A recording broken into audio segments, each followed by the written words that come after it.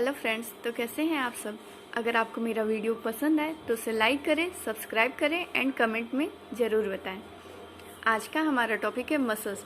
ये locomotion and movement chapter में सबसे पहले ही आता है, ठीक है। बट मेरा प्लानिंग कोई नहीं था इसको पढ़ाने में। बाद में मुझे लगा कि ये भी इम्पोर्टेंट है, इससे भी बताना चाहिए था। तो मसल्स के बारे में जानते हैं। एटलीस्ट ग्रेजुएशन लेवल पर तो है ही।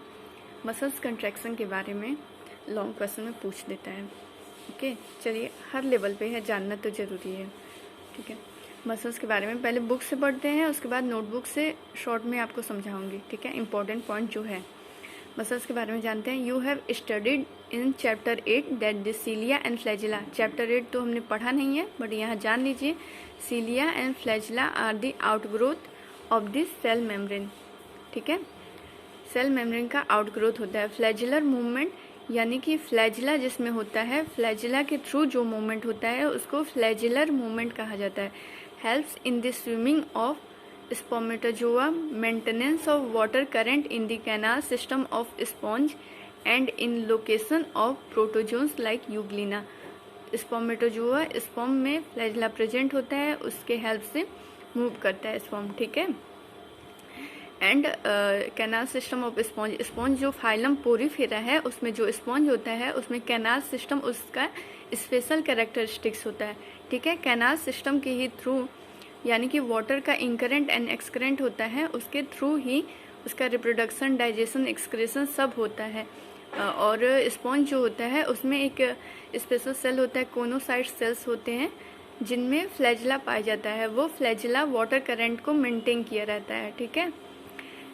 And in location of protozoans like Euglena, Euglena जो होता है उसमें फ्लैजिला पाया जाता है, लोकोमोशन में हेल्प करता है। Muscles is a specialised tissue of mesodermal origin. About 40 to 50% of the body weight of a human adult is contributed by muscles. Muscles से ही कंट्रीब्यूटेड होता है। They have special properties like excitability, contractility, extensibility and elasticity, ठीक है। Muscles have been classified using different criteria, namely location, appearance and nature of regulation of their activities. Based on their location, 3 types of muscles are identified: skeletal muscles, visceral muscles, ये रहा visceral, and third one is cardiac muscle. Skeletal muscles क्या होते हैं? Skeletal muscles are closely associated with the skeletal components of the body.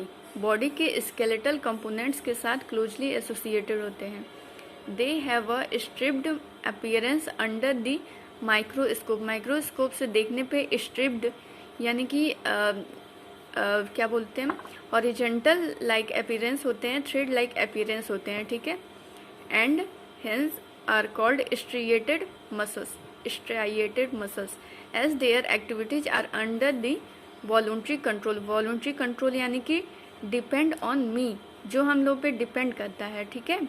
involuntary यानी कि independent, in involuntary independent, ठीक है। voluntary mean depend on me. voluntary control of the nervous system, nervous system के voluntary control में होता है। they are known as voluntary muscles too. They are primarily involved in locomotory action and changes of body postures. Body के shape में changes में involve होता है and locomotory actions में primarily involve होता है, ठीक है। Skeletal muscles हमारे limbs के जो muscles होते हैं, हाथ पैर के muscles होते हैं जो locomotion में primarily involved होते हैं और voluntary होते हैं, ठीक है, हमारे ऊपर डिपेंड करते हैं। विसरल मसल्स क्या है? Visceral muscles are located in the inner walls of hollow visceral organs of the body like the alimentary canal, alimentary canal में होते हैं, रिप्रोडक्टिव ट्रैक्ट में होते हैं। They do not exhibit any striation and are smooth in appearance, hence they are called smooth muscles, non striated muscles. Their activities are not under the voluntary control of the nervous system. Nervous system के voluntary control में नहीं होते, वो खुद से होते जाते हैं। जैसे कि स्मूथ मसल्स, एलिमेंट्री कैनाल में जो भी पेरिस्टाल्सिस मूवमेंट होता है स्मूथ मसल्स के थ्रू, वो वॉलंटरी कंट्रोल होता है, ठीक है। इनवॉलंटरी कंट्रोल होता है, वॉलंटरी नहीं होता है। हमारे ऊपर डिपेंड नहीं होता है, वो अपने आप होता रहता है, ठीक है। और रिप्रोडक्टिव ट्रैक्ट इनमें भी जो पेरिस्टालसिस मूवमेंट होता है उसमें भी होता है, ठीक है। वो इनवॉलंटरी होता है, खुद से होता है, हमारे मर्जी से नहीं होता है। And are therefore known as involuntary muscles.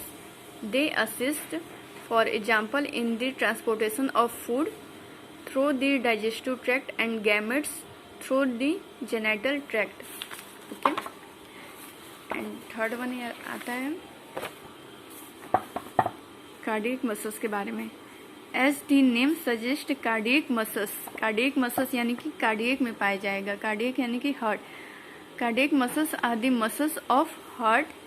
Many cardiac muscles cell assemble in a branching pattern to form a cardiac muscle.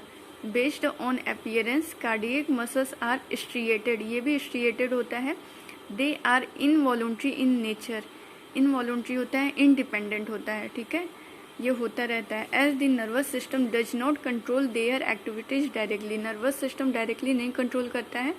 कौन कंट्रोल करता है?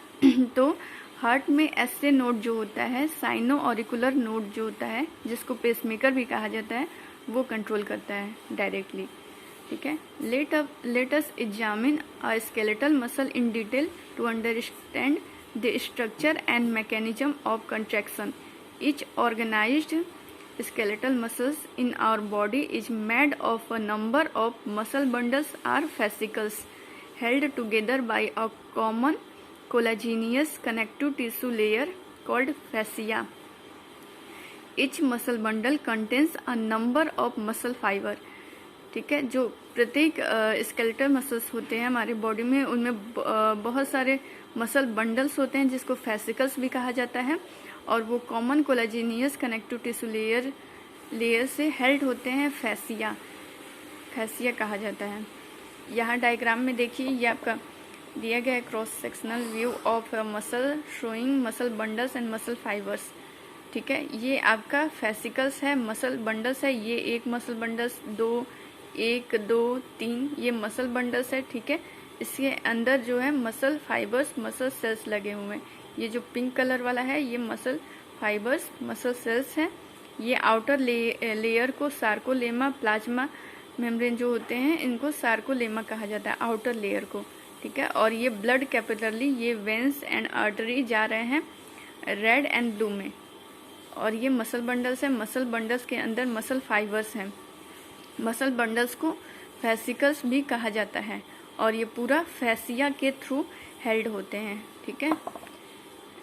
यहाँ देखिए, etch muscle bundle contains a number of muscle fibres.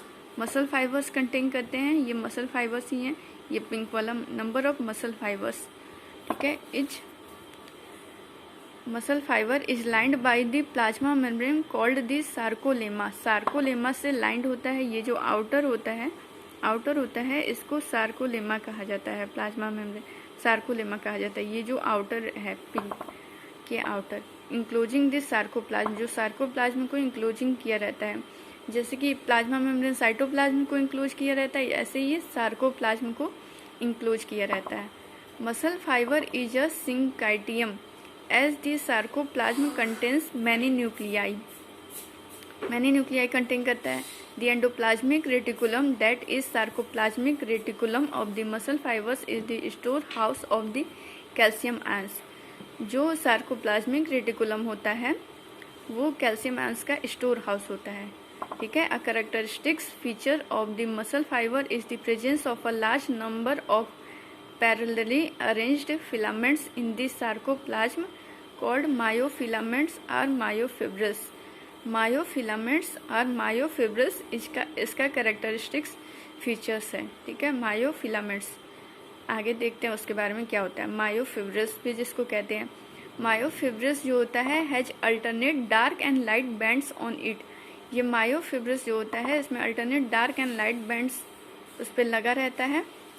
A detailed study of myofibrils has established that the striated appearance is due to the distribution pattern of two important proteins, actin and myosin. देखो, जो भी skeletal muscles होते हैं उनमें muscle bundles होते हैं, ठीक है, बहुत सारे मसल बंडल्स होते हैं। ये मसल बंडल्स को फेसिकल्स कहा जाता है, और ये फेसिकल्स जो होते हैं फैसिया के थ्रू हेल्ड होते हैं, और इस मसल बंडल्स में मसल फाइबर्स होते हैं, ठीक है। मसल फाइबर्स, ये आपका पिंक वाला ऐसे मसल फाइबर्स गया होगा हॉरिजॉन्टल लेयर में। मसल फाइबर्स होते हैं, इसको कट करके दिखाया गया है इसलिए ये सर्कुलर दिख रहा है। मसल फाइबर्स होते हैं, और ये मसल फाइबर्स का कैरेक्टरिस्टिक्स फीचर्स होता है मायोफिलामेंट्स होता है, और मायोफिब्रिल्स होता है। मायोफिलामेंट्स होता है और मायोफिब्रिल्स होता है, ठीक है। मायोफिब्रिल्स होता है। मायोफिब्रिल्स जो होता है इसमें दिखाया नहीं है। मायोफिब्रिल्स में alternate dark and light bands होते हैं, ठीक है। और actin and myosin important protein होते हैं जो डार्क एंड लाइट बैंड्स के रूप में दिखते हैं, ठीक है। जो एक्टिन होते हैं वो लाइट होते हैं, और मायोसिन होते हैं वो डार्क होते हैं, आगे दिया भी है। ये मेनली प्रोटीन होते हैं। The light bands contains actin and is called I band or isotropic band, ठीक है। Whereas the dark band called A or anisotropic band contains myosin. यहाँ पे आपको शॉर्ट में लिखा भी है मैं नोट्स में और अच्छे से समझाऊंगी। इसको याद करने का तरीका, डार्क बैंड ए एक्टिन कंटेन करता है, डार्क बैंड इसको ए बैंड भी कहा जाता है, एंड मायोसिन प्रोटीन कंटेन करता है, डैम याद करने के लिए। लाइट बैंड एक्टिन कंटेन करता है एंड आई बैंड कंटेन करता है। लाइट होता है, एक्टिन प्रोटीन होता है, एंड आई बैंड भी कहा जाता है। ये डार्क होता है, ए बैंड भी कहा जाता है, एंड मायोसिन प्रोटीन कंटेन करता है, ठीक है। इसको एक बार और एक्सप्लेन करूँगी मैं। आगे देखते हैं। Both the proteins are arranged as rod like structures में अरेंज होते हैं पैरेलल टू इच अदर, एक दूसरे के पैरेलल होते हैं, and also to the longitudinal axis of the myofibrils के लॉन्गिट्यूडनल एक्सिस में होते हैं। पहले आपको इतना तक नोट से समझा देते हैं एक बार और अच्छे से, फिर आगे बताते हैं, ठीक है, वरना कंफ्यूजन हो जाएगा। एक मिनट, ठीक है। मसल्स के बारे में स्टार्टिंग से पढ़ते हैं। मसल्स के बारे में, each organised skeletal muscles in our body is made of a number of muscle bundles or fascicles. Muscle bundles का बना होता है, आर फेसिकल्स कहा जाता है। Held together by a common collagenous connective tissue से हेल्ड होता है, कनेक्टिव टिश्यू लेयर से हेल्ड होता है, जिसको फैसिया कहा जाता है। FASCIA है, ठीक है। स्केलेटल मसल्स में मसल बंडल्स होते हैं जिसको फेसिकल्स कहा जाता है, फैसिया से हेल्ड होते हैं। एंड मसल बंडल्स में आगे देखते हैं, etch muscle bundles contain a number of muscle fibres. Muscle bundles में मसल फाइबर्स होते हैं। Etch muscle fibres is lined by the plasma membrane called sarcolemma. Sarcolemma कहा जाता है जो लाइनिंग होती है उसकी, इंक्लोजिंग दी सार्कोप्लाज्म। सार्कोप्लाज्म है, PLASM है, sarcoplasm. The endoplasmic reticulum, that is the sarcoplasmic reticulum of the muscle fibre is the store house of calcium ions. Calcium ions का स्टोर हाउस है। Myofilaments are myofibrils is in the sarcoplasm is the characteristics features of the muscle fibres. और muscle fibres के अंदर myofilaments myofibrils होते हैं। Each myofibrils has alternate dark and light bands. The light bands contain actin protein and is called I band और isotropic band, यानी कि लिया, that is लिया। लाइट बैंड हो गया, एल से लाइट बैंड, आई से आई बैंड भी कहा जाता है, एंड ए से एक्टिन प्रोटीन कंटेन करता है, ठीक है। लिया याद करने का तरीका है। The dark band contain myosin protein and called a और एन आइसोट्रॉफिक बैंड, जिसको डैम और मैट दोनों से याद कर सकते हैं। डी डार्क बैंड होता है, इसको ए बैंड भी कहा जाता है। एंड एम से मायोसिन प्रोटीन कंटेन करता है। मैट से क्या है, मायोसिन प्रोटीन कंटेन करता है। एम से मायोसिन प्रोटीन है, ए से ए बैंड भी कहा जाता है, डी से डार्क होता है, ठीक है, मैड, डैम और मैड, और इसको लिया से याद करें। कॉमनली कॉल्ड एज थीन, थीन बैंड भी कहा जाता है। थीन एक्टिन होता है, एक्टिन प्रोटीन थीन होता है। एंड थिक बैंड भी कहा जाता है, फिलामेंट्स कहा जाता है। थिक मायोसिन होता है, filaments, thin and thick filaments भी कहा जाता है। The portion of the myofibrils between two successive Z lines is considered as the functional unit of contraction muscle fibres and is called a sarcomere. Sarcomere, इसको मैं आगे next video में समझाऊंगी। तब तक आई बैंड, एम बैंड, इसके बारे में ही जानें, मायोसिन एक्टिन के बारे में। Okay, thank you.